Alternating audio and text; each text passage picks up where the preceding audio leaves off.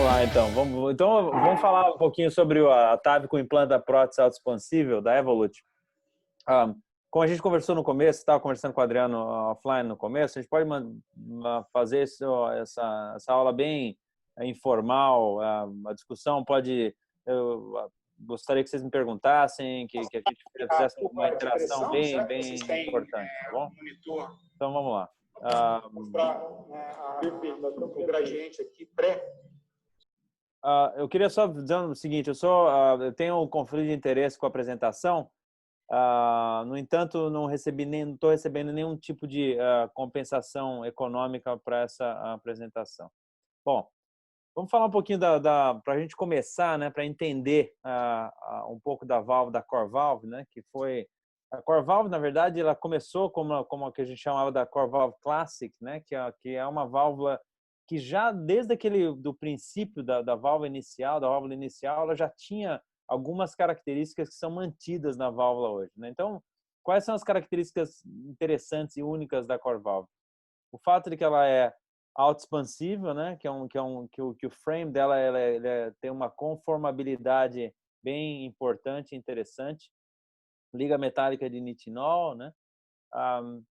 E aí, quando a Core Valve iniciou-se, né, a próxima geração da Core Valve passou a se chamar Evolut R, né, que mantinha essa Eu acho força que radial. não seria assim obrigatório utilizar. Daria para favor, todo mundo, quem não tiver colocar no mudo o microfone, por favor. Então, a Evolut R, ela foi a próxima geração da Core Valve, né, que a grande diferença desse dispositivo é que era um dispositivo que podia ser recapturado, né? Nós vamos falar da recaptura mais para frente. E aí, a geração que sucedeu a Evolut R passou a ser chamada de Evolut Pro, que mantinha as características importantes desse dispositivo, que são únicas, que é o fato de ser autoexpansivo e supranular. Nós vamos conversar a importância da supranularidade e do fato de ser autoexpansivo. E adiciona o fato de ter essa saia adicional, que é feita de pericárdio, é o mesmo material do qual é feito o folheto, que é pericárdio porcino, né? E isso reduzindo, passou-se a reduzir o paravalvular leak. E agora a geração atual da Core Valve, na verdade ela se chama Evolut Pro Plus, que na verdade é exatamente a mesma válvula da Evolut Pro, a diferença é que ela é menor, ou seja, ela é 14 French, é compatível com 14 French. Então, aqui só para enfatizar as coisas que eu comentei, né? Então, a função supranular ela é muito importante porque ela entrega uma hemodinâmica muito importante para essa válvula. A hemodinâmica desse dispositivo, sobretudo quando a gente está discutindo pacientes com anatomias menores, né? Ou quando você vai fazer valve em valve, por exemplo, é muito importante. Nós vamos mostrar alguns casos ilustrativos, né? O fato dessa válvula ser supraanular, né? Adicionalmente a isso, a possibilidade de recaptura desse dispositivo é uma vantagem em relação ao Core Valve Classic. Eu não sei se quem teve a oportunidade, quem está online, teve a oportunidade de implantar a Core Valve Classic. Eu me lembro, inicialmente aqui nos Estados Unidos, quando eu vim da Itália, a gente ainda usava, na Itália sempre usamos o Core Valve Classic, e aqui também, no começo. Era uma única chance, né? Então, se você tivesse um resultado ruim ou subótimo, né? Você não tinha alguma possibilidade de trazer a válvula mais aórtica, mas não existia chance de recaptura. O que foi possível, foi habilitado nessa geração mais atual da Evolut R, depois da Evolut Pro, né? E o fato de ter desse dispositivo permitir que você vá sem o sheath, né? Que você possa usar o inline sheath, que é um sheath que na verdade ele é construído no catéter, né? Isso é uma vantagem também significativa, porque ele permite que você trate pacientes com acessos vasculares menores, né? Então, essas características desse dispositivo transformam esse dispositivo num dispositivo único. Nós vamos discutir os passos do implante do dispositivo daqui para frente. Então, quais são as coisas que são interessantes para a gente discutir aqui? Algumas coisas, o acesso vascular, cruzando a válvula, valvuloplastia sim ou não, essa é uma discussão para a gente ter. A inserção do sistema, o deployment, né? Aí como a gente vai fechar o acesso vascular, recaptura, se for necessário, a gente pode discutir um pouquinho. Depois nós vamos discutir alguns casos ao vivo. Vou mostrar um filme de um caso que eu fiz para o TCT no ano passado e alguns outros casos que apresentei no ano passado. Bom, o acesso vascular, a grande vantagem desse dispositivo, como eu comentei, né, é o fato de que hoje, com a geração atual da Evolut Pro Plus, né, que a Evolut, lembre-se vocês que a Evolut R, ela tinha um perfil de 16 French, né? E a Evolut, a Evolut R de 14 French. Quando a gente migrou para a Evolut Pro, isso subiu para 16 French. Agora, com a geração da Evolut Pro Plus, a gente caiu, voltou ao que era da Evolut R e tendo a saia adicional. Então, hoje em dia, a Evolut Pro Plus, que a gente chama, ela necessita, ela tem uma vasculatura mínima de 5 milímetros, 14 French, né? E a Evolut Pro Plus a 34 milímetros, ela é 18 French, né? Então, hoje em dia, a única válvula que a gente tem Evolut R no mercado hoje é a 34 Evolut R, porque ela é 16 French. Então, se você precisa implantar uma 34 num indivíduo que tenha uma vasculatura que não consiga acomodar o 18 French, você ainda tem a opção de usar a Evolut R34. Em relação às outras válvulas, a gente só tem a Pro Plus, né? Lembre-se que se for necessário colocar um sheet nessas válvulas, a Pro Plus você precisa usar um sheet 18 French e na Pro Plus 34, 22 French, ok? Bom, eu não vou passar ou gastar muito tempo nessa discussão do cruzamento da válvula, mas eu vou mostrar para vocês no vídeo que a gente fez, né? A gente tem esse curso em Cleveland, que é um curso de Optimal Practice. Nós treinamos mais de 500 healthcare providers nesses anos todos aí. Toda semana a gente tinha um time vindo para cá antes da época do Covid. E uma das coisas que eu sempre enfatizo é a importância da gente ter consistência nesses procedimentos. A consistência é a chave do sucesso, né? Eu sempre faço a alusão ao airline checklist. Quando você vai voar um avião, né? Quando o piloto vai decolar, né? Ele tem que fazer todo o checklist das coisas, né? E a gente faz a mesma coisa. O checklist tem que check all the boxes para ter certeza. E uma das coisas que é importante é como você vai manipular o fio, é a elegância do procedimento, né? Então, cruzando a válvula, eu vou mostrar para vocês a técnica que a gente usa para cruzar a válvula. A gente não usa aquela até pessoal que empurra o fio reto, que empurra o fio vai para a coronária esquerda, vai para a coronária direita. Isso é uma técnica grosseira e que realmente essa técnica eu ainda acho que ela pode até contribuir para você ter embolização para o cérebro. Então, é uma técnica que a gente não usa, a gente usa uma técnica muito mais elegante, procurando o jet da válvula aórtica. Depois que você cruzou, né? Importantíssimo, quando você está dentro do ventrículo, obviamente, fazer a troca para o fio mais duro, e o fio que você quiser usar. Eu sempre digo que o melhor fio é o fio que você está mais acostumado com ele, né? Não tem, vou dizer assim, eu uso o fio X, o Adriano pode preferir o fio Y, o Breno o fio Z, né? O fio melhor que tem para ser utilizado é sempre o fio que você está mais habituado às respostas que esse fio vai te dar, né? O que importa é você ter consistência no fio que você usa. E a gente usa o Safari aqui, em todos os casos, 100% dos casos, mesmo em órbitas horizontais, em anastomias difíceis, a gente usa sempre o Safari. Naturalmente, a gente sempre faz a troca com o pigtail, né? Sempre pigtail. Quando você cruzar a válvula, sempre põe o pigtail no apex e faz a troca sempre com o pigtail. É importantíssimo isso para evitar complicações, né? A importância da posição do fio no apex é outra coisa muito importante, né? Me lembro a gente fazendo um caso ao vivo aqui, a gente tinha um grupo grupo do Mike Deeb, o Stan Chakuri, eles vieram no nosso curso de Minimalist Approach aqui e a gente estava fazendo a troca, a gente tirou o sheet, né? Estava indo com o inline sheet e o meu fellow que estava do meu lado não segurou o fio direito, nós perdemos o fio, né? Ou não é que perdemos, mas o fio saiu do apex.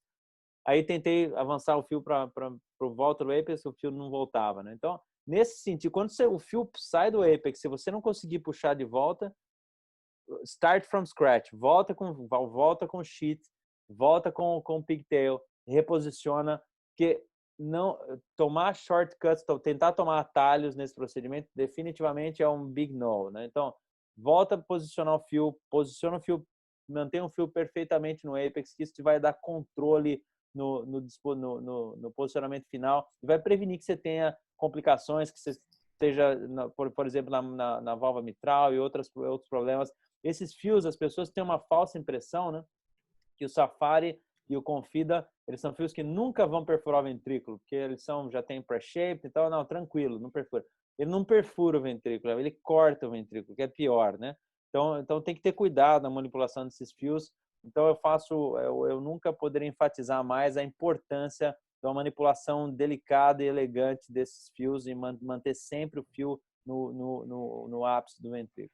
Guilherme, se você me permite interromper, isso que você disse é muito importante. Então, você sempre coloca o pigtail a trocar o fio guia que cruzou a válvula óptica para depois colocar o Safari, por exemplo. Porque em muitas ocasiões a gente fica meio tentado a colocar direto o Safari sem trocar com o pigtail, porque o paciente não tem disfunção ventricular ou tem uma cavidade muito grande. Mas você acha que isso, de certa forma, é arriscado. Melhor você trocar com pigtail, seguir todos os passos. Como você disse, não tem um shortcut, né? É isso mesmo, né? Exatamente, Adriano. Sim, eu sempre troco o fio com o pigtail, porque o pigtail, você tem certeza que o pigtail está no apex. É muito mais seguro. E é um shortcut que não vai te salvar aqui 30 segundos no procedimento e realmente não vale a pena. Então, sempre fazer a troca pelo pigtail.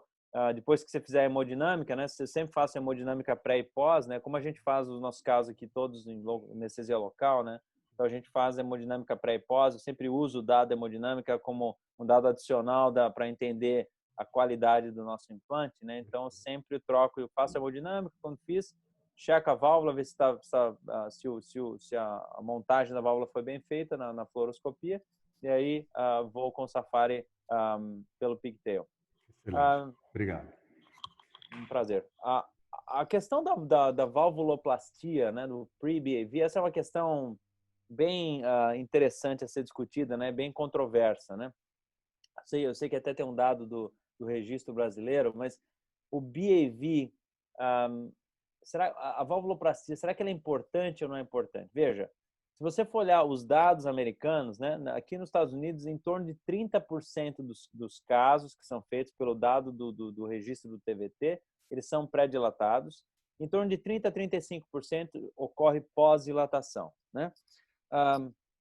Eu vim de uma escola de pré-dilatação quase que 100%. Na Itália, a gente pré-dilatava todo mundo. Eu não acho que precisa pré-dilatar todo mundo, mas a gente pré-dilata aqui muito mais frequentemente do que se pré-dilata normalmente nos Estados Unidos. Por que eu pré-dilato? Eu vou tentar make the case, né? Por que eu acho que pré-dilatar é importante? Por vários motivos. A pré-dilatação ela é importante porque, primeiro que para começar, pré-dilatação, não existe nenhum dado na literatura robusto que mostre que pré-dilatação aumenta a taxa de stroke, que pré-dilatação aumenta a taxa de distúrbio de condução. Você tem que ter cuidado, porque pré-dilatação, às vezes, as pessoas pré-dilatam com balões muito agressivos, muito grandes. E não é esse o propósito da pré-dilatação, né? A gente tem a nossa taxa de pacemaker hoje, aqui, com a Evolut, é 5%, baixíssima, né? E eu pré-dilato em torno de 65%, 70% das minhas aulas. Por que eu pré-dilato muito mais frequentemente do que a maioria dos centros americanos? Porque, primeiro, eu pré-dilato com um balão bem conservador, sempre usando o balão True Dilatation, balão não complacente, né? É importante porque ele é um balão que você insufla e desinsufla muito rapidamente, né?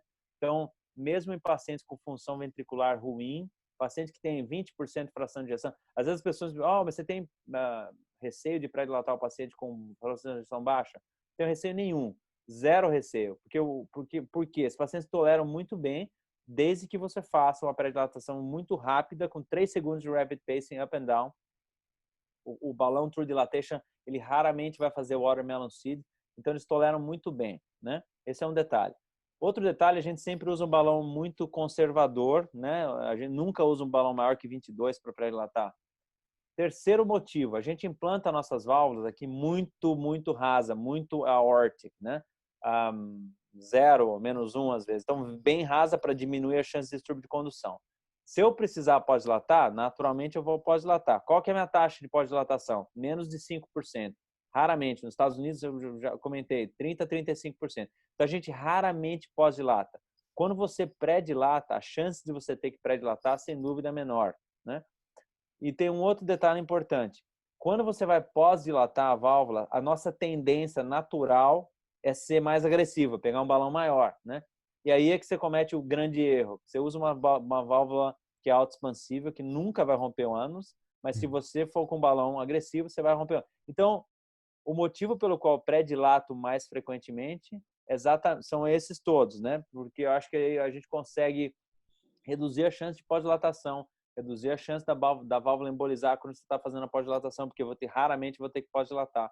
Então, esse é o motivo pelo qual pré-dilato. E eu uso sempre o balão True Dilatation, uma regra geral aí, o eixo menor menos 1 é uma regra geral. Eu olho muito a distribuição do cálcio, tem várias coisas que a gente presta atenção para decidir ou não quando pré-dilatar. Distribuição, se é um cálcio que ele é localizado em uma dos folhetos e os outros não têm tanto cálcio pré-dilato, porque nesses casos você nota que a válvula ela expande para o lado mais fraco, que não tem cálcio, e o lado que tem muito cálcio, a válvula fica subexpandida e vai ter paravalvular leak. Então, esses casos a gente pré-dilata mais frequentemente.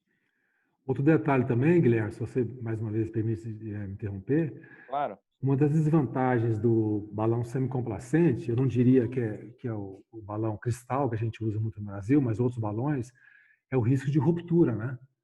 Então, o semicomplacente, às vezes, ele rompe na pré-dilatação e, eventualmente, pode ter algum tipo de complicação, embolização gasosa, etc. É Então, verdade, Adriano. Então esse seu comentário é muito importante para a gente, eu acho um conhecimento novo para mim, a gente procurar pré-dilatar com um balão não complacente. Faz muito sentido, né? E pegar o eixo menor, né? O menor diâmetro, menos 1 milímetro, não é isso? Menos 1 milímetro. Essa é a regra geral. Fantástico. E eu nunca vou, Adriano, mais agressivo do que um balão 22. Não precisa. Entendi. A pré-dilatação ela é só para preparar a válvula para você receber a válvula. Esse é um tema extremamente controverso. Esses são os motivos pelos quais eu pré-dilato. Tem algumas pessoas que advogam, nunca essa história de que nunca, eu acho que faz sentido. Quando você começa a implantar a válvula muito rasa, né?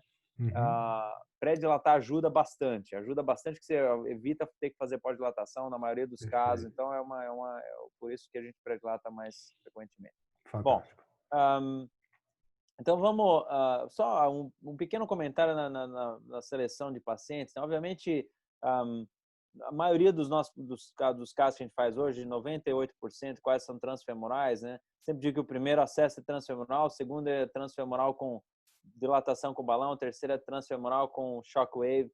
A gente tenta fazer transfemoral sempre que possível, né? Porque a gente faz, como disse, com anestesia local. Mas quando não é possível, a gente usa acessos alternativos, né? O acesso alternativo, veja, o que eu acho, o que eu sempre digo é que você tem que ser maestro, né, no acesso alternativo. Acesso alternativo você tem que dominar muito bem, né? O nosso acesso alternativo de escolha é subclávia, usando, como se for necessário, carótida ou direct aortic. A gente não faz transcaval aqui, é uma longa história. Transcaval tem pessoas que alguns colegas que construíram uma carreira em cima do acesso transcaval, né? Mas eu acho que não faz um sentido tão importante. Em 3.000 válvulas, nunca precisei fazer um acesso transcaval, então não vai ser agora que eu vou. Eu tenho uma longa conversa, mas eu acho que a gente tem que dominar um acesso alternativo bem, né? Você tem que fazê-lo muito bem, né? E o carótida, o acesso subclávio e o acesso transaórtico, eles são muito parecidos, né? Então a gente usa esses acessos nessa ordem, se a gente não conseguir fazer transfemoral. E obviamente quando se existe, como que a gente vai decidir, né? Isso não é só a decisão, não é só baseada no acesso na femoral, nas artérias femorais e nas ilíacas, mas também entender quanta tortuosidade o paciente tem, cálcio no arco. Então, são muitos detalhes que é importante. Quando a gente começa a juntar problemas, é sempre bom a gente discutir a possibilidade de se fazer acesso alternativo. A nossa bar para fazer um acesso alternativo é muito alta. A gente realmente tem que ser um caso muito complicado, que a gente acha que transfemoral vai ser um problema, senão a gente tenta sempre transfemoral, é a nossa alternativa, mesmo em acessos vasculares bem complicados, a gente tem tido, e aí é onde o procedural planning, né? Eu sempre digo que 50% do sucesso desse procedimento é sentar em frente da tomografia, e quem faz o procedimento tem que saber ler a tomografia. Esse é um detalhe importantíssimo, né? Você vai fazer duas coisas importantes para os fellows que estão assistindo, né? Se você for pensar em fazer a intervenção estrutural, comece a estudar eco ontem, né? Porque aí no Brasil, a nossa formação de eco na cardiologia, pelo menos eu fiz meu fellowship no Dante, né? A gente não tinha uma rotação no eco muito ativa, né? Então, eu quando fui para a Itália fazer meu fellowship, começava o pessoal olhando o eco, falei, puxa, eu tenho que aprender esse troço aqui, porque se eu não aprender, eu vou dar problema. Então, eu me lembro, eu tinha um fellow, amigo meu, alguns italianos e um japonês, que era fellow junto comigo, né? E aí eu ia todo dia, terminava e ia lá no Eco Lab. Sentei todo dia para aprender a eco, aprender a fazer o eco transtorácico, se eu precisasse, né? Porque eu não aprendi isso no meu fellowship. E aprendi a interpretar, entender o eco bem, né? Então isso é importantíssimo. E a CT é outro detalhe. Ler a tomografia, planejar o procedimento, planejar a estratégia do procedimento, planejar as expectativas do procedimento, porque a imagem nunca é o produto final. O produto final é a reação que você vai ter à imagem, né? Isso funciona quando a gente faz OCT ou IVUS na coronária, né? Às vezes você vê, né, congresso, o cara está fazendo um caso ao vivo, o cara faz às vezes um OCT ou IVUS que nunca faz, só está fazendo pelo congresso, e ele não sabe como reagir à informação, né? A reação que você vai ter na sala, ela tem que ser baseada em tudo, né? Quando eu vou sempre faço os meus casos com um ou dois dos meus fellows, né? Eu tenho um fellow que é cirurgião e um fellow que é intervencionista. E a gente está na sala e quando vai decidir, eu falo assim, bom, vamos lembrar do procedural planning, vamos lembrar da CT. Então a gente sempre tem que conectar os pontos, né? Então é importantíssimo. Procedural planning, estabelecer estratégia e ser consistente é a alma do negócio, né? Excelente. Bom, vamos passando para frente aqui. Aí, a introdução do Delivery System, eu não sei porque não está passando esse vídeo aqui, deveria estar passando, mas enfim, não entendo por quê. A introdução do Delivery System é importante, né? Sempre lembrando que como a Evolut, a gente vai fazer a introdução, a gente vai retirar o sheet, né? E aí vamos com o inline sheet. Na maioria dos casos dá para fazer assim, a gente não precisa colocar um sheet. Algumas situações, se você tem um acesso muito tortuoso, ou se tem um cálcio muito protruding no lumen, às vezes o nose cone ele agarra. Eu diria que 95% do nosso caso a gente faz sheetless, e a vantagem de sheetless, uma vez mais, é o fato que a gente consegue tratar acessos vasculares menores, né? Guilherme, quando você usa só o inline, você predilata com a bainha 9, 10, acho que geralmente dá, né? Um balão para predilatação. Esse é um detalhe importante, Adriana. Essa é uma pergunta muito pertinente, porque às vezes algumas pessoas comentam isso, né? Se eu for usar uma Evolut Pro Plus, que ela é 14 French, eu vou sempre com sheet 14 French. Eu nunca vou com sheet menor, porque o inline, ela não é feita para isso. O nose cone ele é muito flexível, é muito molinho, né? Então, eu não gosto de usar o nose cone para dilatar. Eu gosto. Uma coisa importante, né? Quando você vai usar um inline sheet, é importante quando você faz a punção, né? Antes de você colocar o ProGlide, é bom você fazer dissecar o subcutâneo. Muito bem, eu uso sempre o meu indicador no subcutâneo e sempre mostro para o fellow. Você tem que divulsionar realmente o subcutâneo para você não ter, por dois motivos. Primeiro, porque o ProGlide, se você não abre bem o subcutâneo, quando você vai colocar o ProGlide no final, o ProGlide não vai. Aí começa a sangrar. Aí você vai e começa a comprimir o groin. Aí você dobra o fio. Aí você transforma um procedimento que pode ser um procedimento perfeito numa tragédia. Porque aí você começa a sangrar, aí perde o fio. Então, eu sempre digo para os fellows, faça o checklist. Vou voltar na história do checklist. Todos os boxes têm que ser checked, né? Isso é uma das coisas. Fez a punção perfeita. Anterior wall, 45 graus. Entrou com o fio. Ok, vamos lá. Vamos divulsionar. A gente divulsiona muito fácil, o ProGlide vai que nem manteiga, né?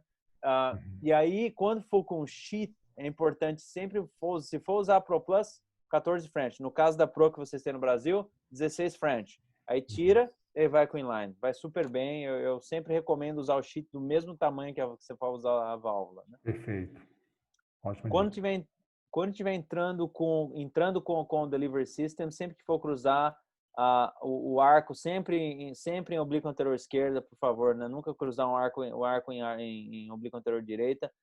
Sempre observando o nose cone e a cápsula, né? Tem uma separação que é normal, né? Mas se essa separação começar a se exacerbar, stop, pare de empurrar e tente mudar a orientação das spines, etc, etc. Então, é importante sempre observar como o nose cone vai cruzar o arco aórtico, né? Quando você tiver um problema para avançar, né? Aí tem várias coisas que tem para fazer. Acho que isso a gente vai entrar muito em detalhe técnico, mas existe uma possibilidade de você fazer uma escalar as coisas que você for fazer, né? Você rodando as spines sempre na horta descendente, trocar o fio, colocar buddy wire. Tem opções, se você tiver dificuldade de cruzar o arco aórtico, existem opções para você fazer para você ter sucesso nisso, mas acho que a gente vai entrar muito em muitos detalhes, vamos passar um pouquinho para frente. Bom, então vamos lá. Então, quando a gente cruzou, e nós vamos mostrar isso no nosso vídeo, né? A gente cruzou a válvula, né? Hoje em dia existem duas técnicas, né, que são usadas para fazer a core valve, né? Tem a técnica do LAO, que foi uma técnica que a gente desenvolveu aqui em Cleveland com a Medtronic, né? É a técnica que eu uso, né? Porque eu tenho um conflito de interesse natural, né? E tem a técnica do cusp overlap, né? Que ela tá na moda agora e tal, né? Então vamos desmistificar algumas coisas que são importantes, né? Porque cusp overlap challenge, né? O pessoal coloca no Twitter, né? Então é legal colocar as coisas. Então, assim, vamos entender quais são as diferenças dessas técnicas, né? Porque, essencialmente, elas tratam da mesma coisa, né? Tem algumas vantagens e desvantagens. Então, a técnica de LAO, né? Que é a oblíqua anterior esquerda, né? Que a gente faz... A vantagem dessa técnica é que ela é simples, extremamente reprodutível, né? A desvantagem da técnica de LAO, não diria que é uma desvantagem, mas é uma característica, vamos dizer assim, da técnica de LAO, é o fato de que, quando você joga o arco LAO, você vai foreshorten a via de saída do ventrículo esquerdo, né?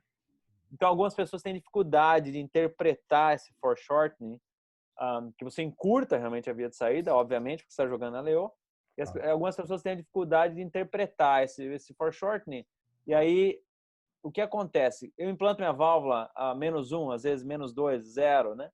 Fala, puxa, mas a válvula não está muito alta, porque como eu estou em LAO, eu sei que eu estou foreshortening o LVOT. Então, quando eu vou fazer um caso, por exemplo, que eu tenho as 3 cúspides alinhadas, aí eu cruzei a válvula, vou tirar o paralaxe em LAO, quanto mais LAO eu jogo, mais eu sei que a cúspide direita está sendo puxada para cima. E mais eu sei que eu estou encurtando o LVOT. Nesse caso, essa válvula, se eu implantar essa válvula -2, 3, -4, eu vou liberar. Eu vou ter confiança para liberar, né? A diferença, a vantagem da cusp overlap é que quando você joga em RAO, você vai enxergar isso. Você vê, você não tem o foreshortening do LVOT e você vai liberar. A diferença é que você tem que tirar duas fotos, né? Você tira uma foto em RAO, aí você joga em LAO para garantir que você não está perdendo a cúspide esquerda, né? Isso é até uma história interessante para comentar. No ano passado, eu fiz um caso ao vivo para o CSI, que é o Congresso do Horst Sievert em Frankfurt. Estava tratando um caso de insuficiência aórtica, de uma válvula não stent, de uma freestyle. E aí uma das perguntas do painel foi se eu ia colocar um fio ou um pigtail no lado esquerdo, na cúspide esquerda, porque eu tinha receio de perder a esquerda, né? Eu respondi, não vou colocar, porque eu tenho certeza que eu não vou perder a esquerda. Na técnica eu rarissimamente você vai perder a esquerda. Eu confesso que naquela hora eu comecei a torcer, né? Tava ali torcendo, tomara que eu não perca. Mas o fato é que ela é muito reprodutível. Então, você cruzou, quando você tem as 3 cúspides alinhadas, quando você cruzar a válvula, a primeira coisa que você vai fazer, você vai jogar em LAO para você tirar o paralaxe, né? Eu vou mostrar isso claramente no filme que eu vou mostrar daqui a pouquinho, tá? Então, você muda, você joga, você tem as 3 cúspides alinhadas, como iniciando com a sua projeção inicial. Aí você vai jogar LAO.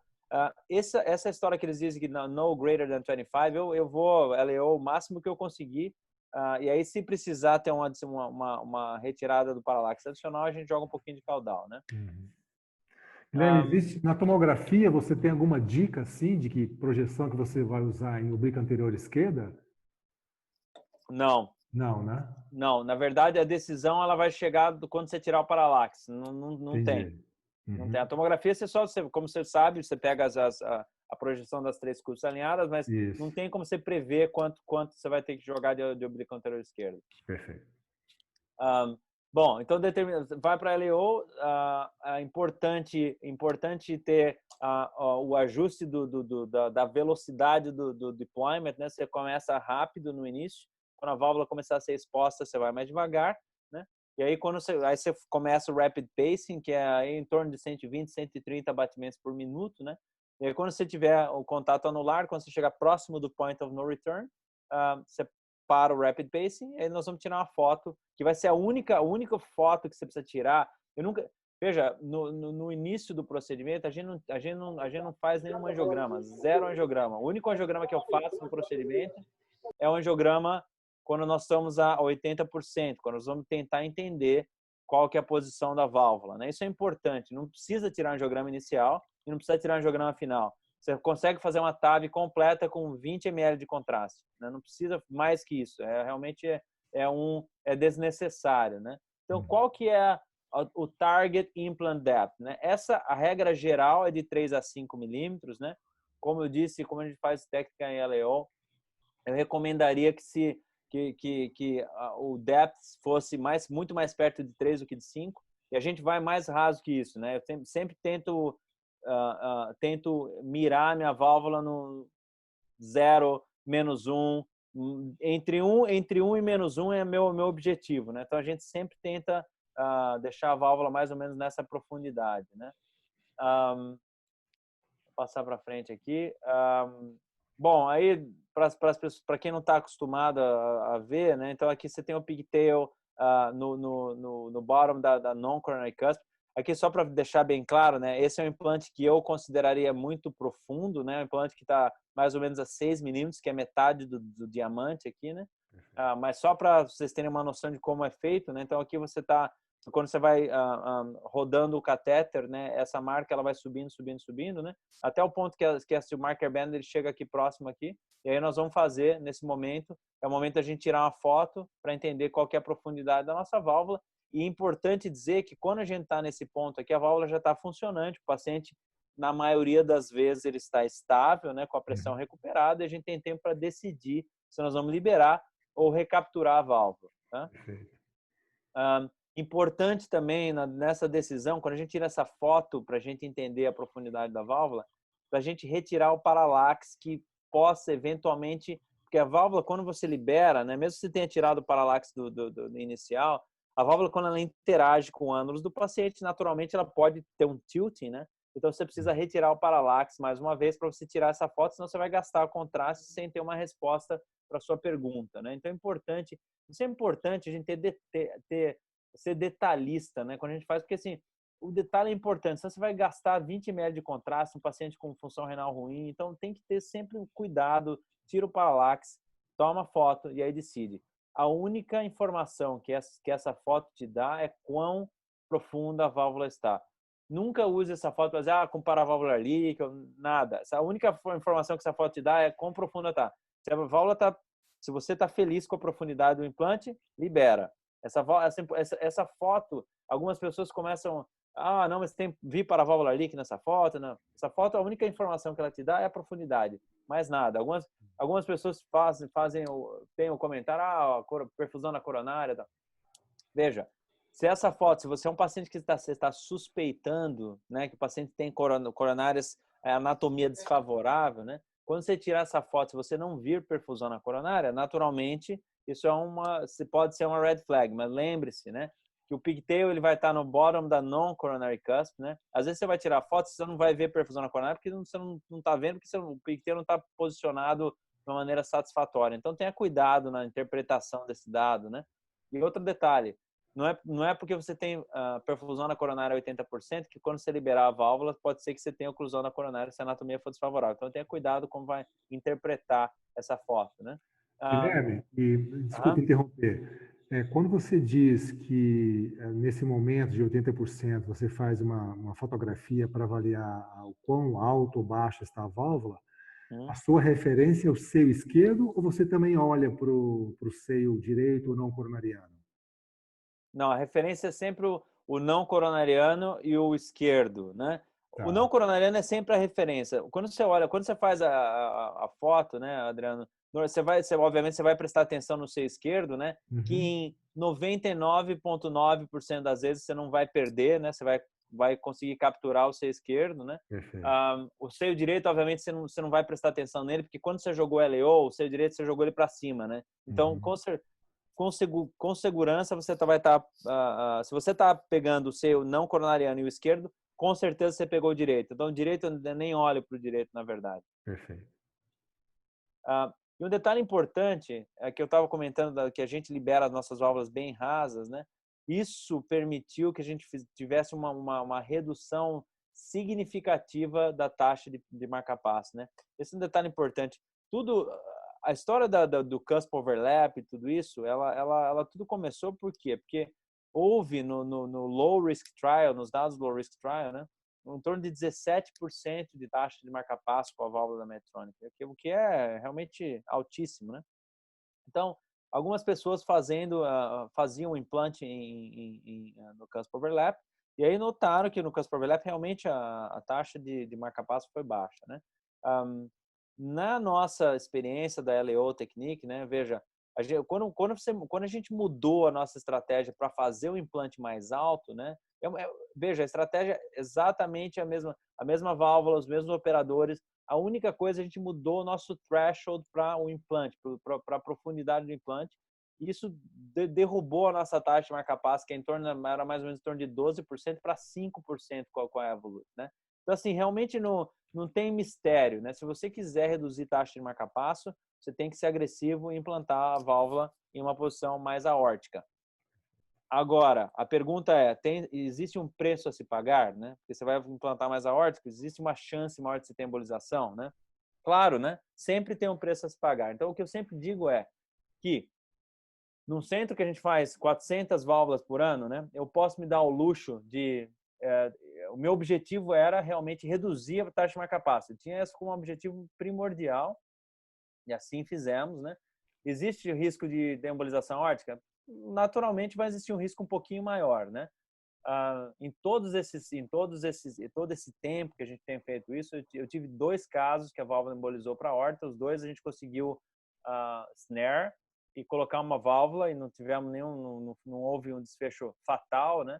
Mas existe a possibilidade. Mas assim, se você considerar o número de casos que a gente faz, eu acho que realmente é uma coisa que é importante, né? Que a gente tem que se discutir. Agora, se você é um centro pequeno que você não quer ter nenhum risco de ter embolização aórtica, aí você tem que aceitar que você vai ter uma taxa de marca-passo maior e implantar um pouco mais profundo. Então, esse é sempre uma decisão que sempre tem assim, um preço a pagar. A vida é sempre assim, sempre tem um trade-off, e aqui não é diferente.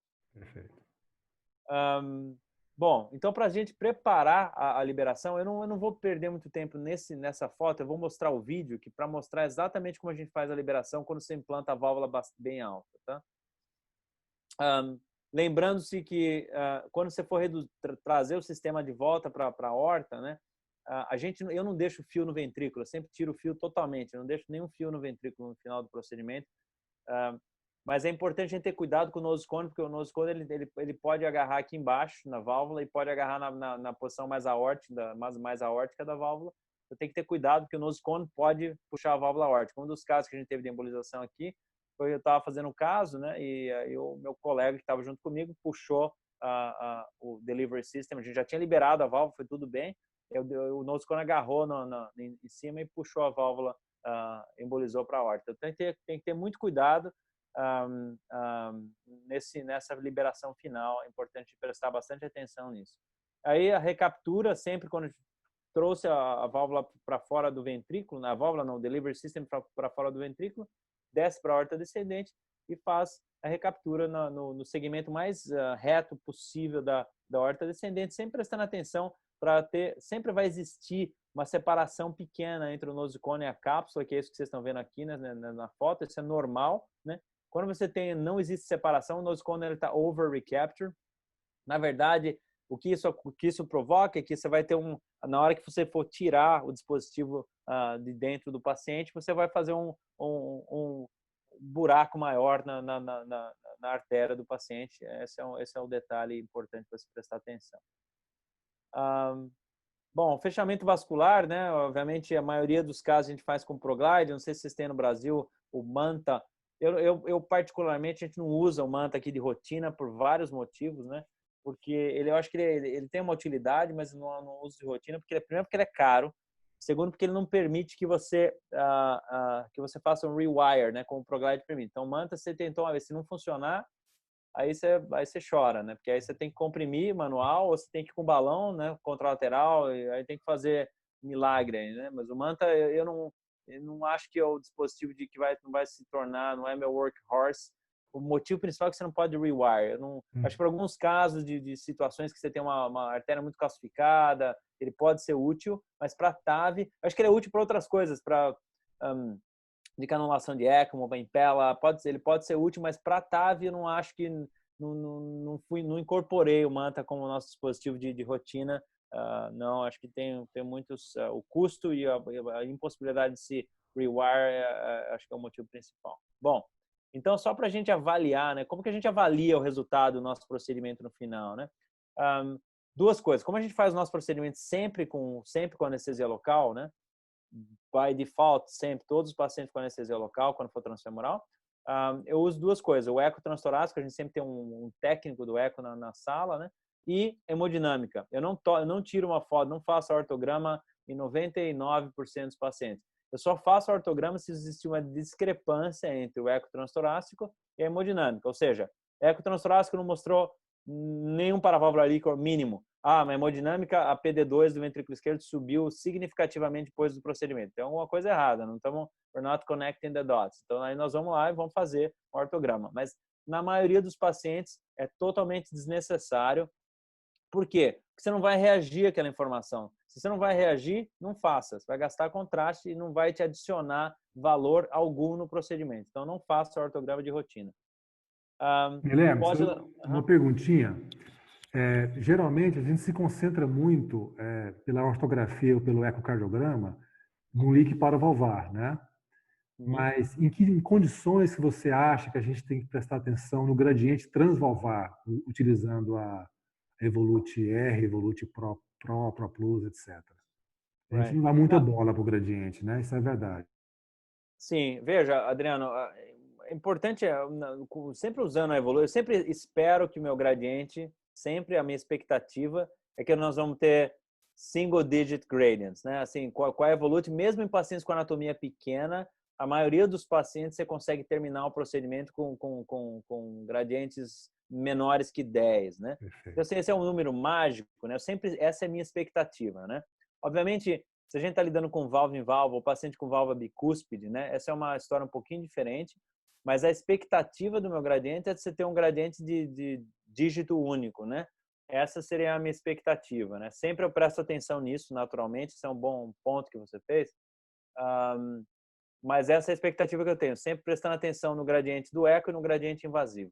Daí, decisão de pós-dilatação. Esse é outro detalhe importante, voltando para aquela conversa do procedural planning, né? Quando a tendência natural das pessoas é, eu fiz o meu eco, ou fiz a PD2-VE, aumentou, o eco tem paraválvular leak, que é mais do que mild, a tendência já é falar, vamos pós-dilatar, né? É importante prestar atenção a alguns detalhes, né? Detalhe número 1, né? Entenda que essa válvula é autoexpansível e que sempre que existir um paraválvular leak que é mais do que mild, espere e 10 minutos depois, 15 minutos depois, repita o eco, repita a hemodinâmica, porque você pode ter uma surpresa que a válvula vai ter se expandido adicionalmente e você não vai precisar fazer absolutamente nada. Aí, vamos dizer que você esperou os 15 minutos e ainda continua o paraválvular leak, né? Aí, a pergunta que você tem que fazer para você é o que fazer, né? Você tem que entender qual que é a anatomia desse paciente inicial. Esse paciente é aquele paciente que nós vimos a CT, ele tem um cálcio protruindo na via de saída do ventrículo esquerdo, né? Realmente extremamente protruído o cálcio. que a gente esperava, né? Você sempre tem que set the expectations no procedimento, entender o que eu espero desse procedimento, né? Então esse paciente é aquele paciente que a gente fez o cálcio, tinha o cálcio no paraválvula, na via de saída do ventrículo esquerdo, que a gente esperava que esse paciente fosse ter paraválvula leak e que o risco de pós-dilatar esse paciente é altíssimo, porque o diâmetro mínimo que a gente tem seria de, sei lá, I'm gonna make a number, seria de 16. Então, a gente não pode usar um balão para pós-dilatar, porque nós vamos interagir com aquele cálcio, temos risco de romper o ânus. Então, nesse paciente que eu estou descrevendo agora, a solução para o paraválvula leak não é pós-dilatação. A solução seria um implante raso, né? E o outro detalhe, alguns pacientes, você não tem que pós-dilatar, você vai ter que esperar a válvula expandir, né? E alguns pacientes você vai terminar com paraválvula ali que é mais do que mild, porque o procedural planning, você já viu que o paciente tinha cálcio protruindo, é uma anatomia adversa. Agora eu vou dar um outro exemplo. Paciente que tem os folhetos extremamente calcificados, né? Então a gente terminou com um paraválvular leak mais do que a gente gostaria, né? Esse paciente não tem cálcio nenhum no LVOT. Esse paciente é um paciente... outro detalhe, a profundidade do implante ela está ótima, a gente não está perdendo oversizing, porque nós colocamos, vamos dizer que a válvula está 2 milímetros, você está fazendo um oversizing máximo, né? Então, assim, nesse paciente a resposta possivelmente é pós-dilatação. Então, a gente tem que prestar atenção nesses detalhes. Outro detalhe, às vezes você vai lá, vi uma vez um caso ao vivo num congresso, eu estava na mesa, eles estavam implantando uma válvula 34. A gente sabe que o shape da válvula 34 ela é mais gordinha embaixo, né? Então ela a gente tem que ter cuidado, porque a gente tem que lembrar que essa válvula, pelo desenho dela, se você implanta ela muito baixa, você vai perder a possibilidade de fazer oversize e aí você vai ter paraválvula leak, né? Então eles implantaram a válvula 3, 4, 5 vezes, não conseguiram uma profundidade ideal e a válvula estava extremamente profunda realmente. Aí liberaram a válvula, né?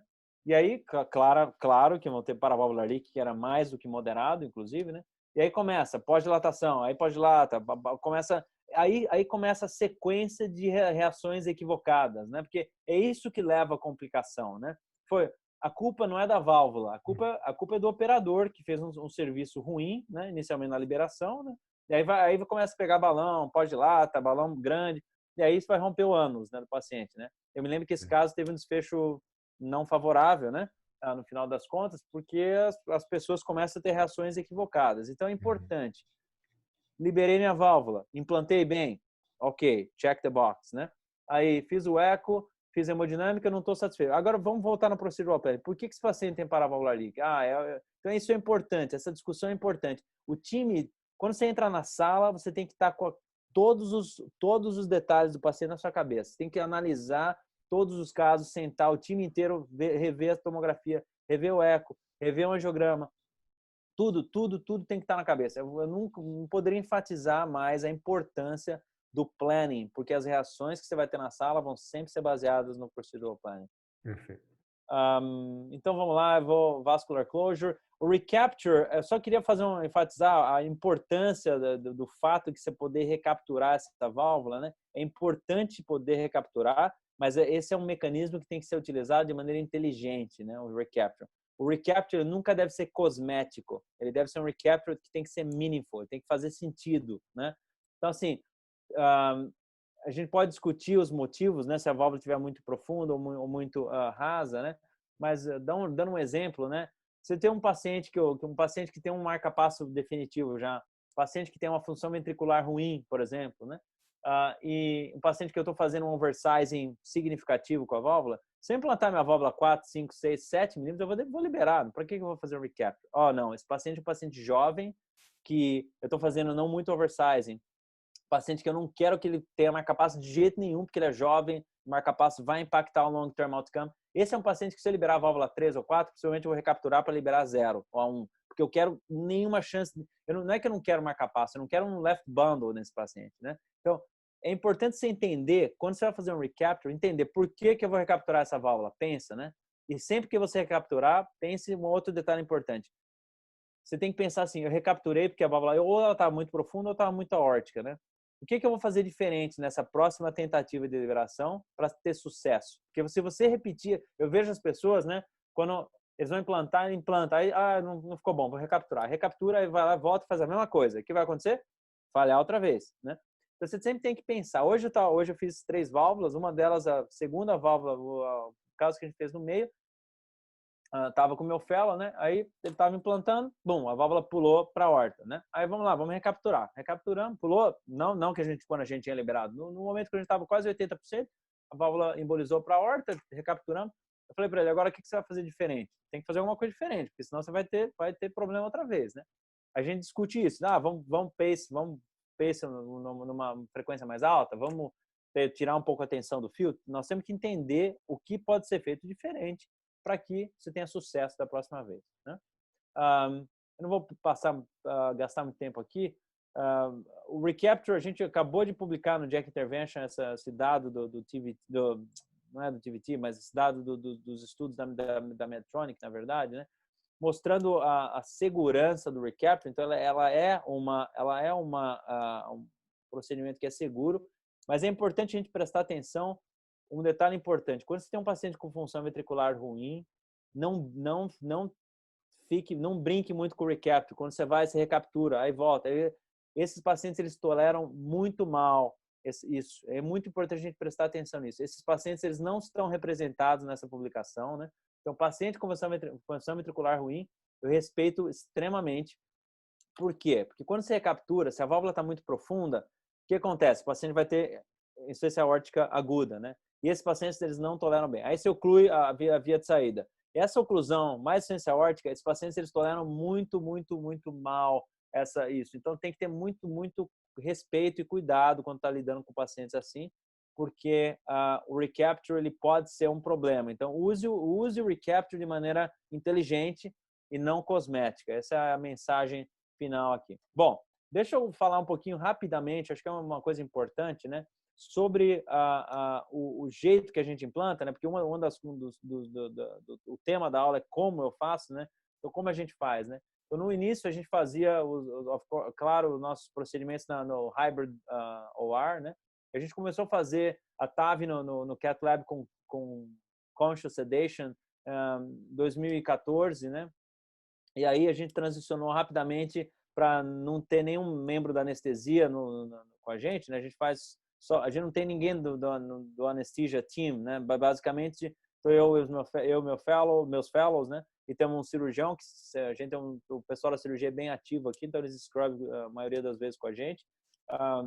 E é isso aí, tem os enfermeiros do Cath Lab, né? Então, se torna um procedimento muito parecido com uma angioplastia, né? A gente não tem anestesia junto, não tem perfusionista, não tem nada, né? É um procedimento realmente de Cath Lab, né? Então, a gente faz uma sedação e mais de 50% dos meus pacientes eu não faço sedação nenhuma, só anestesia local, só lidocaína nos dois groins e no pescoço, que a gente coloca o marca-passo no jugular, e é isso aí. A gente mostrou já esse dado na época que eu estava na Itália, mas não existe nenhuma vantagem, eu não acho que existe vantagem, sinceramente, nenhuma em usar o eco transesofágico. Eu acho que é importante, quando a gente está começando a nossa experiência, talvez entender o eco transesofágico pode trazer algumas lições, diria, né? Mas eu não acho que faça... não tem nenhum momento na sala que eu falo, se eu tivesse transesofágico aqui, iria mudar a minha vida, né? Então, eu não acho que é necessário o transesofágico, então a gente não faz transesofágico de rotina. A gente mostrou nessa publicação com dados italianos que não faz grande diferença. A gente publicou nossa experiência do Minimalist Approach. Essa foi a maior experiência do single center nos Estados Unidos, né? A gente mostrou que não existe prejuízo nenhum para o paciente fazer o procedimento no Minimalist Approach. E esse dado mais recente é o dado do TVT Registry, né? Que foram 4.000 pacientes por propensity matched. Obviamente não é randomizado, então tenham cuidado na interpretação. Os centros mais experientes são os centros que fazem anestesia local, então tem que ter um pouco de cuidado como interpretar. Mas a mensagem, acho que desse estudo seria que não existe prejuízo em fazer os casos de anestesia local. Nesse gráfico, vocês veem que houve até uma vantagem em termos de mortalidade, mas eu interpretaria com muito cuidado, porque pelos motivos que eu já mencionei. E outro detalhe importante seria quando você vai dar alta para o paciente, né? Eu tive muitas vezes no Japão, né? Quando eles começaram a lançar na TAV no Japão, né? Então eu fui para lá várias vezes e uma coisa que me chamava a atenção é que eles mantêm o paciente lá no internado por uma semana, 10 dias, né? Eu pergunto, por que vocês mantêm o paciente por tanto tempo? Não, porque o sistema de saúde japonês, eles reembolsam o hospital. Para eles é interessante economicamente manter o paciente muito tempo no hospital. Para nós é o totalmente contrário, né? Porque a TAV ela é paga aqui por um que a gente chama de DRG, né? Então, assim, a gente recebe um preço fixo. Quanto mais o paciente fica no hospital, mais o hospital perde dinheiro, né? Então, nós começamos uma iniciativa do que a gente chama de Very Early Discharge. Esse é um paper que o Yasuhiro Ichibori, que foi nosso fellow aqui, ele trabalha na Universidade de Osaka, que é o centro com o maior volume de TAV do Japão hoje. E ele publicou esse paper aí mostrando que o Very Early Discharge, né, que até prova o contrário, todos os pacientes foram embora para casa no dia seguinte, antes do meio-dia, né? Então, a gente mostrou isso aí que não existe um preço a se pagar, né? É importante se entender que no início dessa experiência do Very Early Discharge, né, a gente teve uma alta das readmissões, né? A gente começou a mandar os pacientes embora para casa muito cedo, né? E a gente teve que atingir um equilíbrio, né? Entender quando que é muito cedo para mandar o paciente para casa.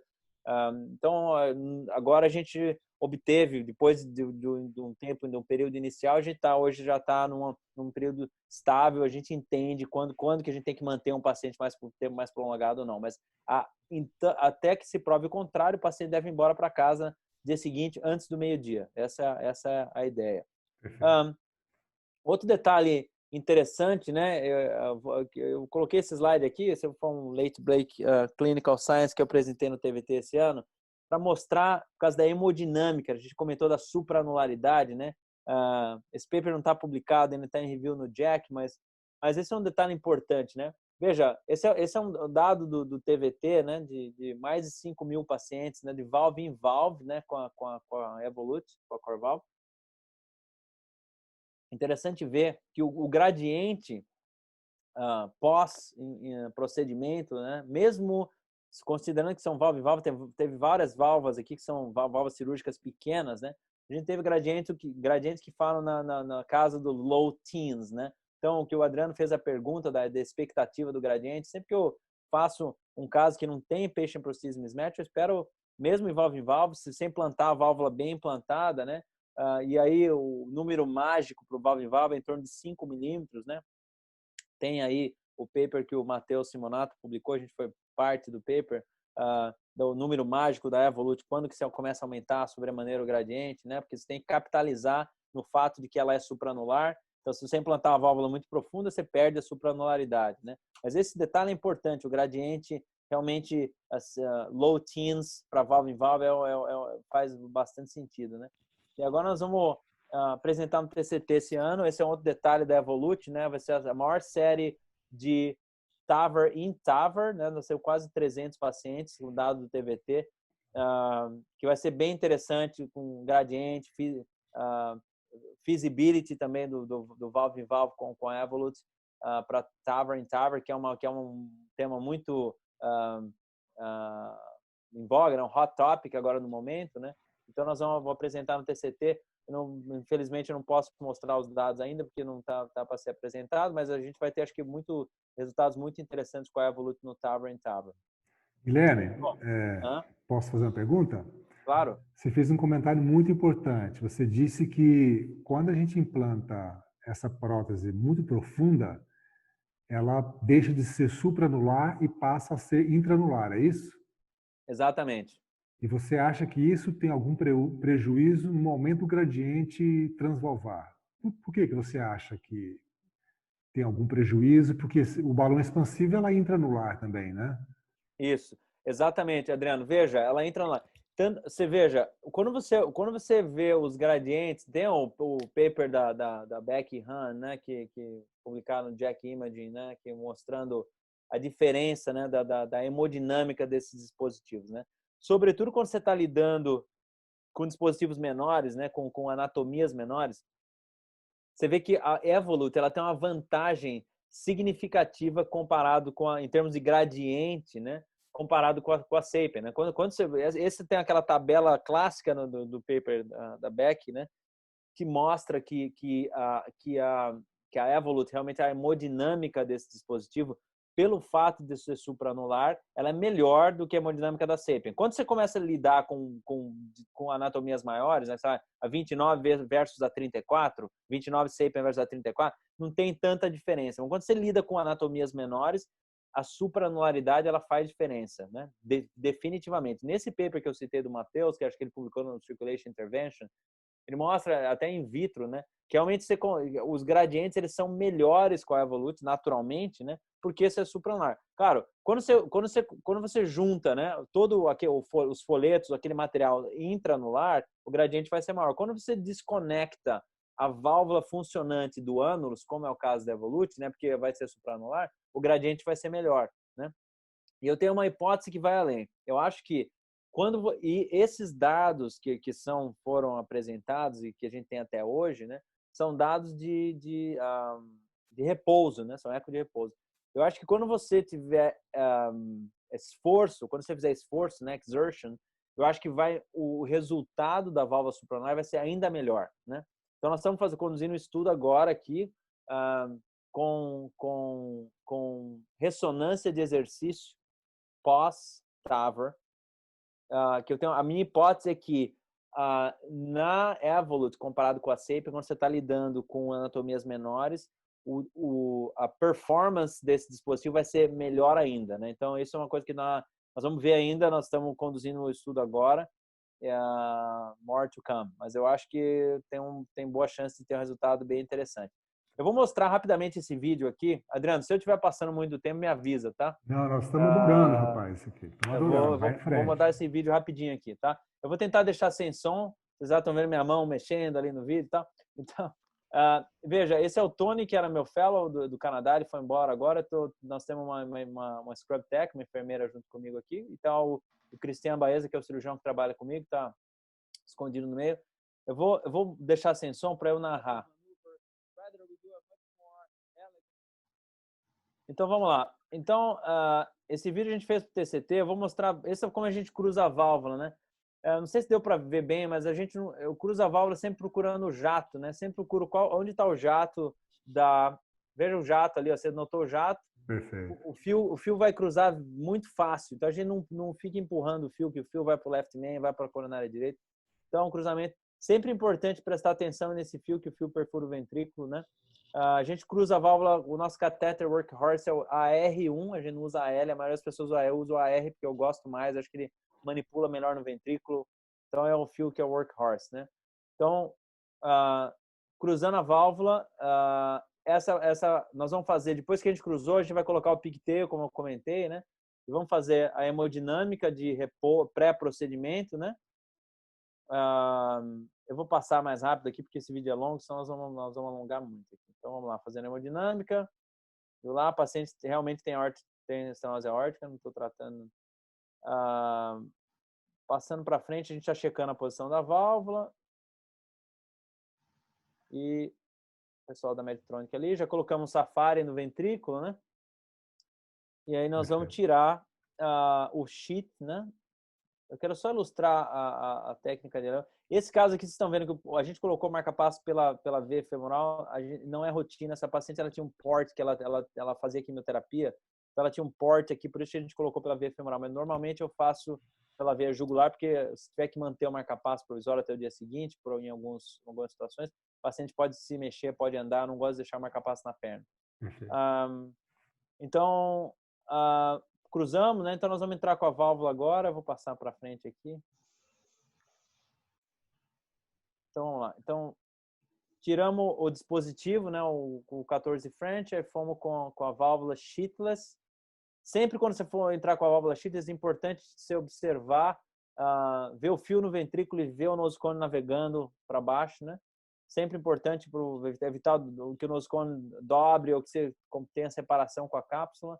Vamos jogar agora para o oblíquo anterior esquerda para cruzar o arco aórtico. Sempre o oblíquo anterior esquerda. Vamos cruzar o arco. Deixa eu passar para frente aqui. Cruzamos o arco. Bom, então agora essa é a projeção das três cúspides alinhadas, né? Então elas estão alinhadas. Vamos cruzar a válvula com as três cúspides alinhadas.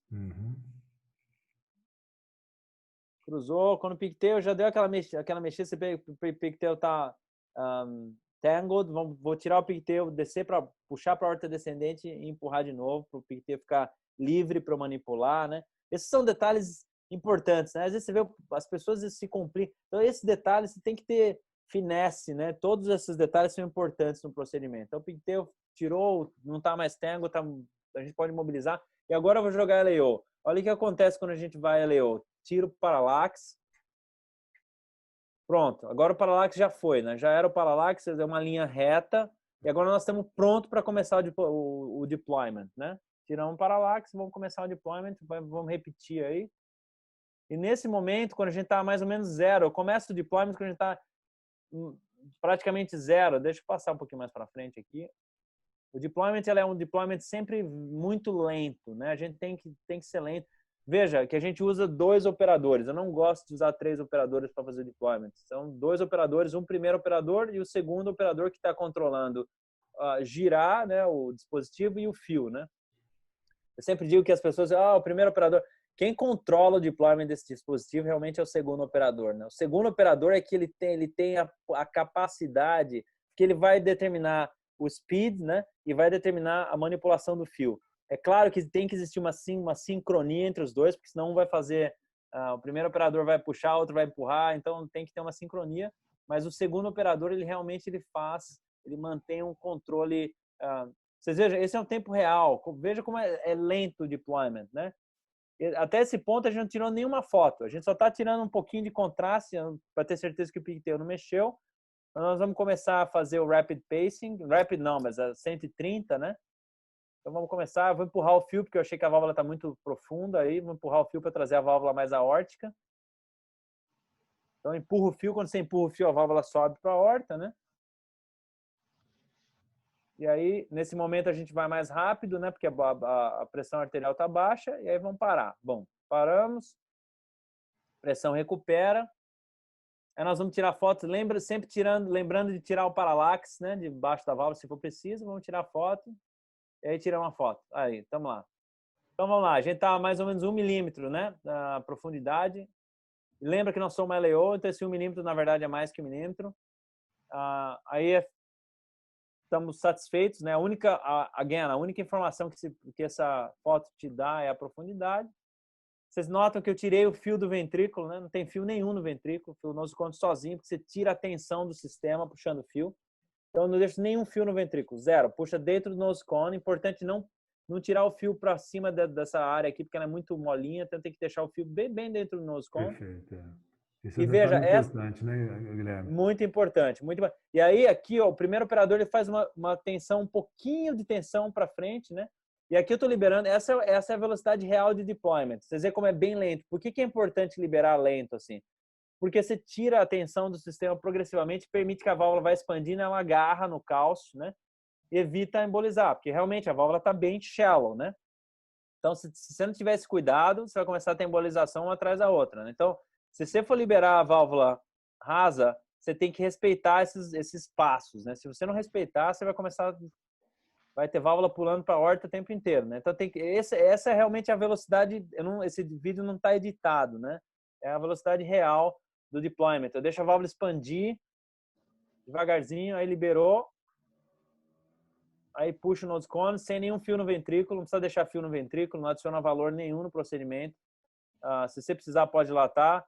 Você vai ter que cruzar a válvula com pigtail, que você faz em 5 segundos. Então, não deixa o fio no ventrículo. Por que não deixa o fio no ventrículo? Por vários motivos. Você vai tirar o nosocone, se você deixa o fio no ventrículo, sempre tem a chance de alguém empurrar o fio. Então, não deixa. Tirou, acabou, tira o fio e aí vamos fazer o eco. Recaptura, né, no segmento na horta descendente, sem distúrbio de condução, né? Importante observar isso. Vamos recapturar agora o nosocone. E aí, eu falando com a paciente, claro que nós estamos sem volume aqui, mas a paciente está só em anestesia local, né? Essa pessoa que está aqui no fundo é a enfermeira, né? Não tem anestesista na sala, então vamos fazer o eco. Bom, vou passar para frente aqui, para a gente, senão vai demorar muito. O eco terminou, foi bom o resultado, a hemodinâmica foi boa. Vamos fazer a hemodinâmica final, retirar. Essa paciente vai para o andar, ela não sai para UTI, ela pode ir para o andar, sem marca-passo, né? E aí, dia seguinte vai embora. Outra coisa, tiramos aqui, ó, fechamento, né? Fizemos ProGlide. Aqui, ó, fizemos ProGlide, fechou. Se a gente ficar feliz com o resultado, pulso mantido, a gente não tira foto no acesso vascular tampouco. Porque, veja, por que a gente não tira foto? Se o pulso está preservado, acabou. Exceções à regra, sempre há exceções à regra, né? Se é um caso difícil que você tenta muito, que às vezes é um acesso ruim que você tentou, manipulou, claro, nós vamos tirar uma foto, mas em 95% dos pacientes você não precisa tirar essa foto. Por quê? Porque não adiciona valor nenhum ao procedimento, vai gastar mais contraste, você não vai reagir. Se o pulso está preservado, a gente vem fazendo isso há anos. Não tiro mais nenhuma foto adicional no acesso vascular. Acabou? Acabou. Né? Termina o procedimento com 20 ml de contraste e terminou. Né? Aí o paciente vai para o andar e basicamente era isso aí. Eu não sei se vou ter mais tempo para... Acho que já está adiantada a hora, mas para mostrar outras coisas. Eu tenho alguns casos, a gente pode marcar uma outra aí para mostrar alguns casos. Seria um ótimo. Prazer. Seria ótimo. Uhum. Eu queria, se você me permite, abrir para comentários. Eu não Claro. sei se o Breno Almeida está aí, Breno. Você queria fazer algum comentário? Estou aqui, Breno tem uma Caceta. experiência. Eu acho que ele vai ter que voltar mais umas 8 ou 9 vezes para a gente explorar um pouquinho mais. Mas, Guilherme, eu, assim, como sempre, as suas aulas, as suas exposições são muito práticas, assim, para nós que fazemos o procedimento. Sempre aprendemos muita coisa. Todas as vezes que eu vi você explanar sobre sua técnica, a gente sempre aprende e não aprende pouco, aprende muito. Em relação ao implante, tem uma situação que me incomoda um pouco ainda. Você, com seus 3.000 casos, com certeza sabe lidar melhor com ela, que é exatamente a aorta muito horizontalizada, ou seja, o anel vertical. Eu queria saber o que você muda aí na sua estratégia, se você muda alguma coisa. E também comentasse um pouquinho sobre a bicúspide, né? Que é outro problema aí para a gente. Breno, essas colocações são importantíssimas, né? Na aorta horizontal, existe eu sempre digo, existe uma lenda urbana, né? Que a aorta horizontal é um problema para o implante da Evolute, né? Eu não acho que seja. Eu acho que eu me sinto bem confortável em fazer implante da Evolute na aorta horizontal, Breno. Eu tento manter uma consistência no deployment, como eu faço para qualquer outro tipo de implante. O que é importante prestar atenção na aorta horizontal é que se existe uma situação que você pode perder a coronária, a cúspide esquerda, é quando é a aorta horizontal, porque naturalmente quando a válvula vai liberar, ela vai tender a impactar, a conectar na cúspide esquerda um pouco mais alta. Então tem que ter esse cuidado, é importante esse cuidado. Tanto é assim, Breno, que a Medtronic inicialmente eles estabeleceram uma regrinha que eu não gosto de números mágicos, né, para começar, né? Mas eles estabeleceram um número mágico que quando você vai na aorta horizontal, você começa mais profundo, aqui a 6 milímetros, né? A regra do 0,36, para você não perder a esquerda. Eu discordo dessa, eu não acho que isso é necessário. Eu mantenho a mesma técnica, Breno. Implante de lento, marca-passo de 130 a 140 em todos os casos, pré-dilatação quando precisar. Eu não mudo absolutamente nada. Tem gente que usa Landerquist, eu não uso tampouco. Eu nunca uso Landerquist no delivery system. Alguns casos, Breno, às vezes é difícil de cruzar a horta. Quando você tem uma horta horizontal e quando você tem associado a isso tortuosidade na horta descendente, às vezes é difícil. Às vezes o sistema ele começa a ter muita tensão, é difícil você cruzar. A primeira coisa que eu faço quando acontece isso, eu coloco um Landerquist no pigtail. Eu gosto muito de usar Buddy Wire, ele funciona super bem. A válvula cruza bem mais fácil a horta. E aí eu coloco a técnica exatamente a mesma. Na bicúspide, Breno, é outra história, né? A bicúspide é muito controversa, a gente talvez nós vamos precisar de um outro webinar só para discutir. Mas a bicúspide, deixa eu mostrar um negócio rapidinho aqui, deixa eu compartilhar minha tela rapidinho, só vou mostrar um negócio. A bicúspide, tem esse caso aqui, ó, que eu apresentei no TCT, até nós tivemos um webinar na semana passada. Deixa eu ver aqui se é esse aqui. Veja só esse caso aqui, Breno. A bicúspide, são muitas as controvérsias, né? Uma delas é como você vai fazer o sizing, né? Você vai fazer o sizing supranular versus anular. 4 versus... A discussão é longa, tá? Mas eu faço meu sizing supranular, mas é uma discussão longa, não vamos gastar muito tempo nisso, não. Mas a bicúspide, olha só, Breno, se tiver algum cirurgião acompanhando a gente, os cirurgiões eles entendem muito da bicúspide, mais que a gente como intervencionista, mas o processo, o sealing vai acontecer na bicúspide sempre na comissura, não vai acontecer no ânus, né? Por isso que faz sentido você fazer o sizing na commissure e não no ânus. A dificuldade do commissure sizing é que você vai fazer, quando você faz o commissure sizing, ele não é tão reprodutível, né? Deixa eu passar para frente aqui só para mostrar. Esse caso aqui, ó, é um caso que a paciente tinha o perímetro do ânus era 84. As outras medidas são todas compatíveis com uma válvula 34, se a gente precisar usar. Mas veja só, ela tinha uma fusão do right and no coronary cusp, né? E aí o perímetro da comissura era 75. Aí eu falei, bom, eu vou usar uma válvula 29, não uma 34 nesse caso, né? Então eu fiz um undersizing. Aí, veja só, aí eu fiz esse caso ao vivo. Esse caso eu fiz ao vivo no ano passado para o CVI.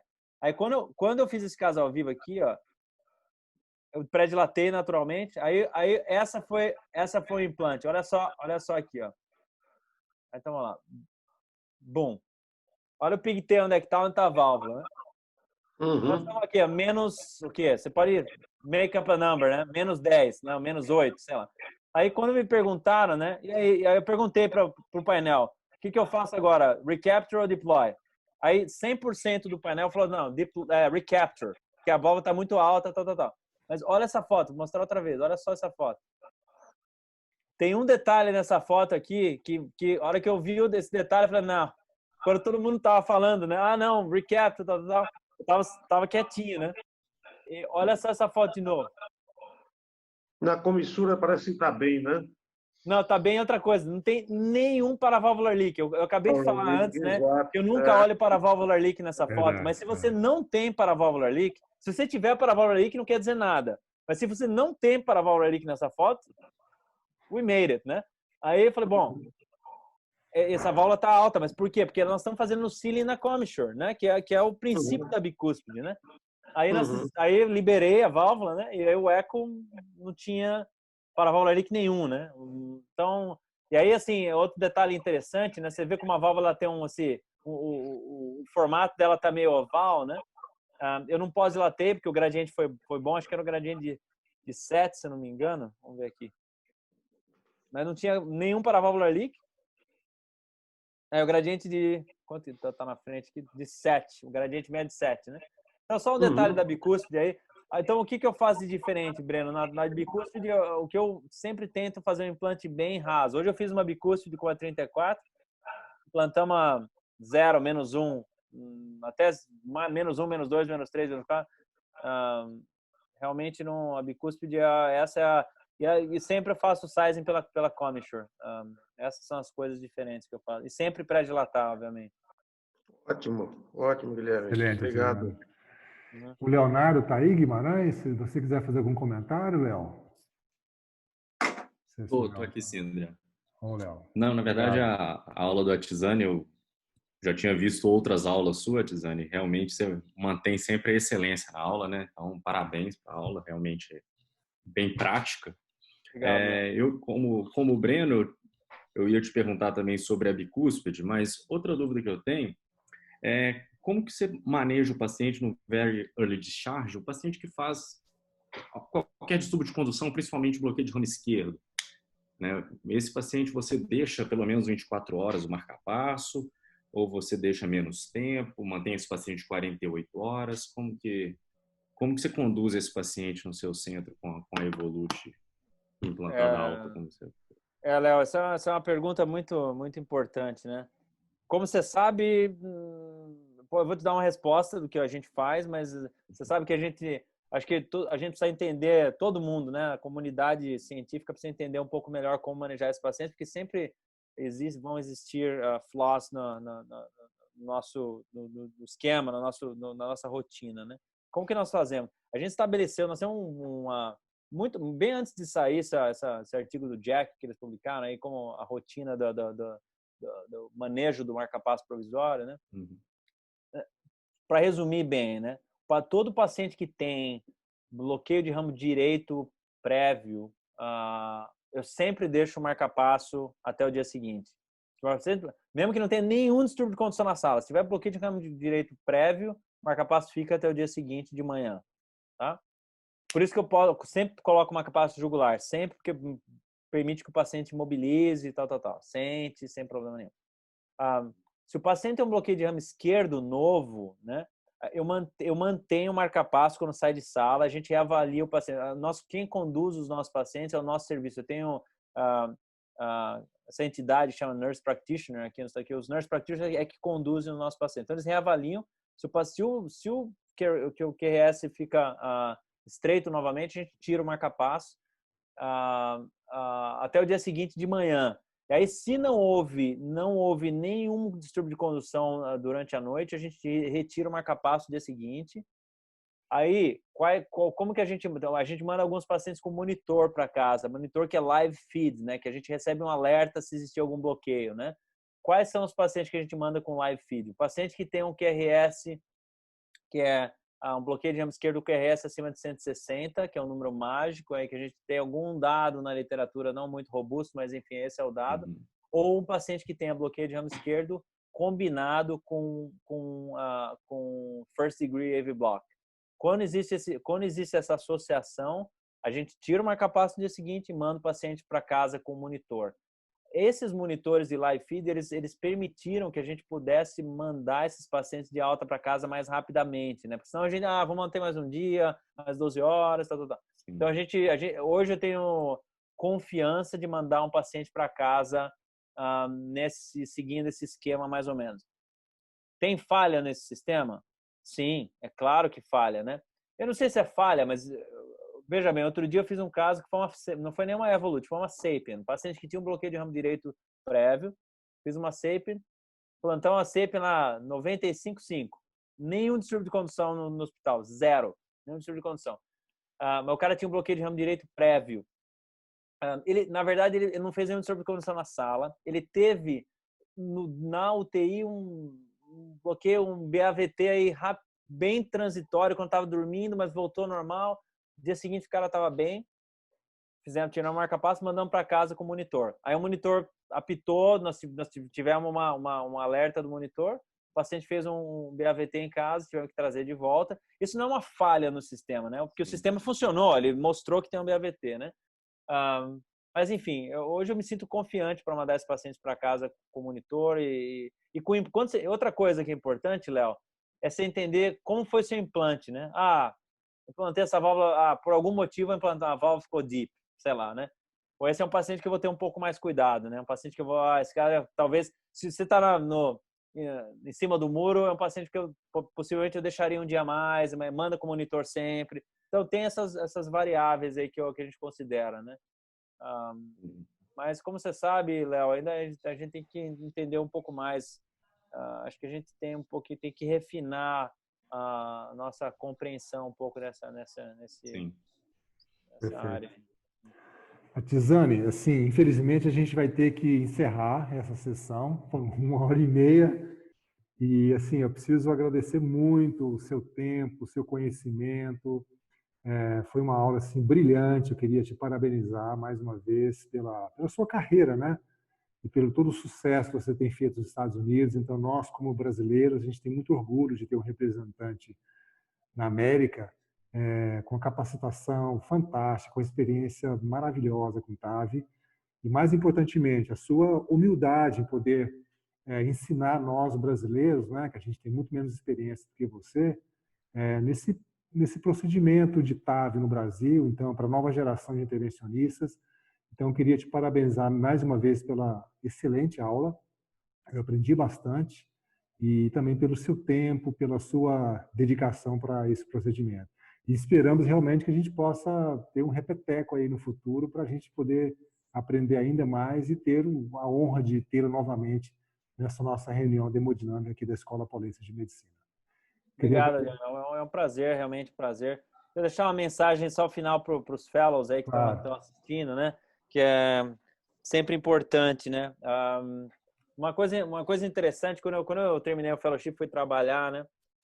Trabalhei alguns anos aí no Brasil, e aí rapidamente eu percebi que eu queria algo mais, né? Então, aí vim para os Estados Unidos, fiz pesquisa, 3 anos, tal, e aí resolvi ir para a Itália. Então, uma coisa que só é importante, eu sempre tive esse sonho, né? Sempre era o sonho, não, é um objetivo, né? Sempre tracei esse objetivo. E eu me lembro que muitas vezes esse objetivo ele era questionado por até colegas, amigos. Você não para de estudar nunca? Quando que você vai... Então, só um detalhe importante, eu sempre persegui esse objetivo final. Então, só queria dizer para os fellows que se eles têm um objetivo, um sonho na carreira, enfim, que é trabalho duro e humildade é sempre importante.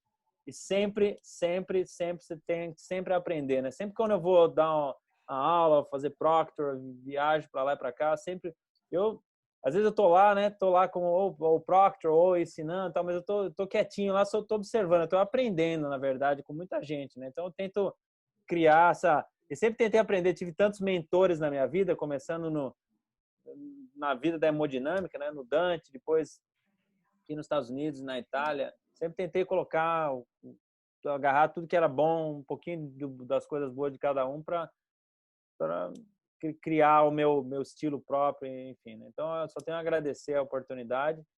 Eu espero que tenha sido bom, que todos tenham aproveitado, e eu gostaria muito de participar novamente. Seria ótimo.